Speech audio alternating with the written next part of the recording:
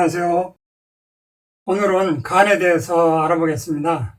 간은 인체의 여러 장기 중 가장 크기가 큰 장기로서 그 무게는 약 1200에서 1500g 정도이고 성인 체중의 약 50분의 1에 해당되고요. 또한 간은 수많은 대사작용을 통해서 인체의 생존에 필수적인 합성 및 해독 기능을 담당하는 기관이기도 합니다. 간은 오른쪽 늑골로 쌓여 있으며 횡격막 아래 복강 내에 위치하고 앞쪽에서 바라볼 경우 간의 맨 위편은 젖꼭지 아래 1cm 부분까지 올라와 있고 아래편은 우측, 복부, 늑골 경계부까지 내려와 있는데 정상인 경우에는 쉽게 만져지지 않아요.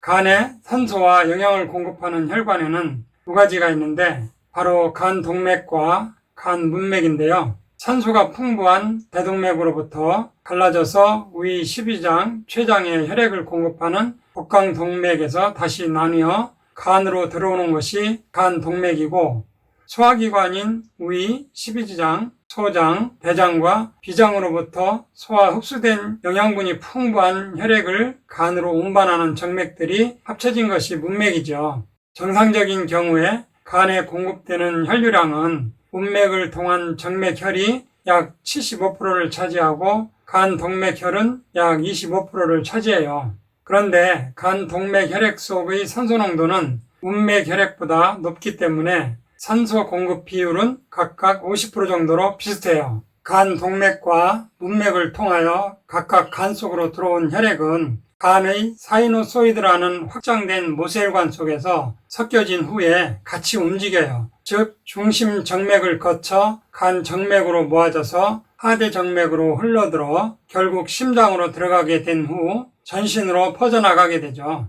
간의 기능을 크게 6가지로 나누어 볼 수 있는데요. 첫째는 탄수화물 대사인데요. 사람이 정상적인 생활과 생명 유지를 위해서는 하루 24시간 끊임없이 포도당을 에너지원으로 사용해야 하는데 간은 우리 몸 안에서 포도당의 혈중 농도를 일정하게 유지해주는 조절기관이에요. 즉 이러한 간에 조절기전이 없다면 포도당의 혈중 농도는 식사 직후 소장에서 흡수되면서 갑작스런 상승을 보이다가 공복 시 당분을 공급받지 못하면 심한 저혈당이 초래되어 변동폭이 심해지면서 생명의 위험을 받을 수 있는 것이죠. 그런데 실제로는 사람의 혈중 포도당 농도는 식사 직후나 공복기간에 관계없이 거의 일정하여 약 30% 내외의 변동만을 보일 뿐이죠. 이렇게 혈중 포도당 농도를 일정하게 유지하는데 가장 중심적인 역할을 하는 것이 바로 간이라는 것이죠.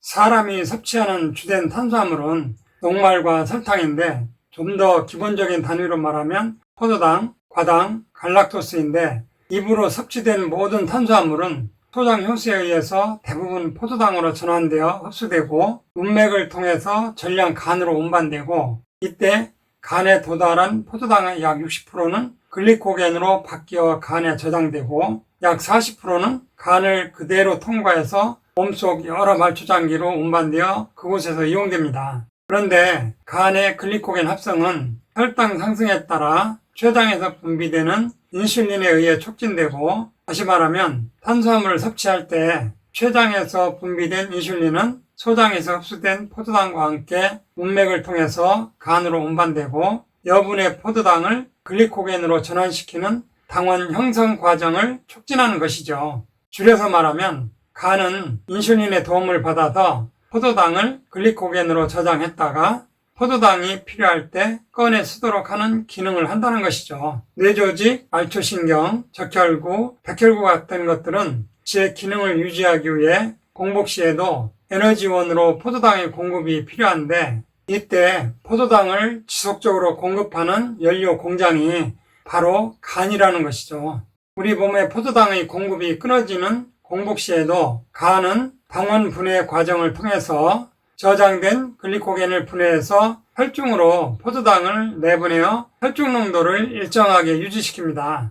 그러나 간에 비축되어 있는 글리코겐의 양에도 한계가 있어서 24시간 이상 굶게 되면 간에서는 아미노산, 젖산 등을 이용해 포도당을 새로 만들어내는 신생 과정이 활발히 일어나고, 한편으로 포도당을 주로 쓰는 뇌는 포도당 대신에 케톤체나 지방산 등을 이용하도록 적응되어져 있어서 부족한 포도당을 전략하기도 합니다. 즉, 간은 탄수화물 대사에서 이와 같은 중요한 역할을 담당하기 때문에 만성 간질환 환자에서는 이러한 조절 기전에 장애가 초래되어 공복 시 저혈당과 식사 직후 고혈당 현상이 나타날 수 있어요. 그러나 실제로는 간질환이 있어도 남은 간의 능력이 워낙 큰 경우가 많고, 또한 간 기능에 심한 장애가 있을 때는 콩팥이 간을 대신해서 포도당을 생성할 수 있기 때문에 큰 혈당 변화는 자주 일어나지 않습니다. 두 번째 간의 기능은 아미노산 및 단백질 대사인데요.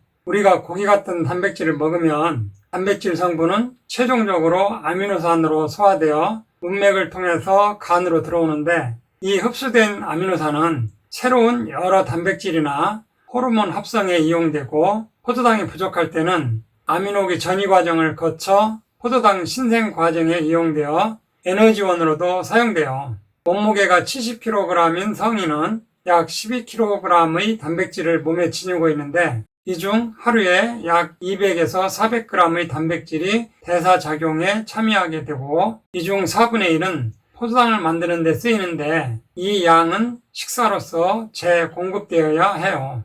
정상적인 식사를 하는 성인에서는 낡은 단백질이 분해될 때 생기는 아미노산은 간과 근육에서 새로운 단백질을 합성하는 데 다시 이용되고, 재이용률은 약 50% 정도가 되죠.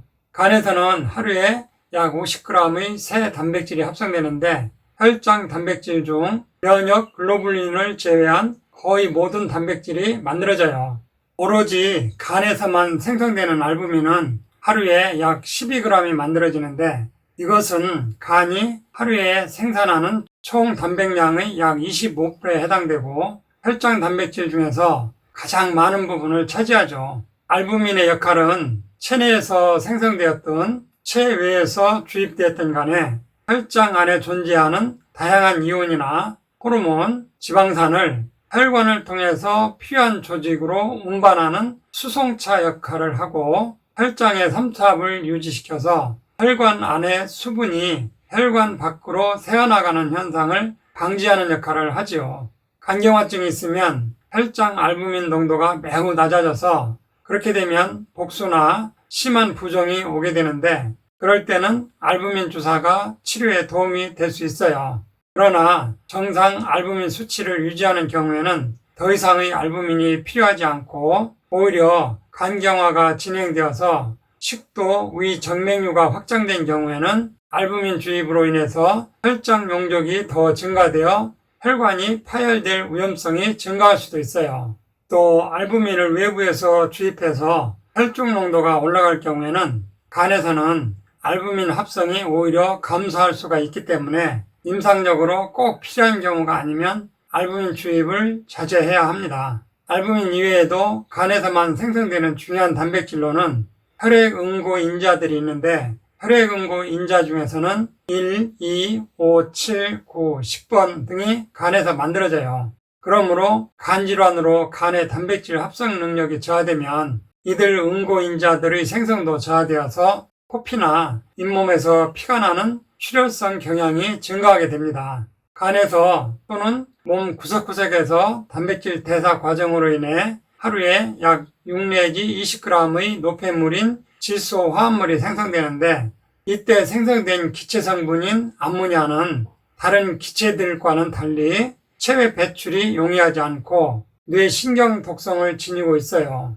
즉, 암모니아는 간으로 운반되어져 요소 회로를 거쳐 소변으로 배출되어야만 하는데, 간경화증이 심해지면 암모니아를 요소로 전환하는 능력이 저하돼서 뇌 독성이 있는 암모니아가 체내에 머물게 되고, 아울러 대장에서 세균에 의해 단백질이 분해될 때 생성된 암모니아가 문맥을 통해 간에서 처리되지 못하고 측부 정맥을 통하여 바로 심장으로 운반된 후 뇌로 전달되어 의식장애, 즉 간성 혼수를 일으킬 수 있어요.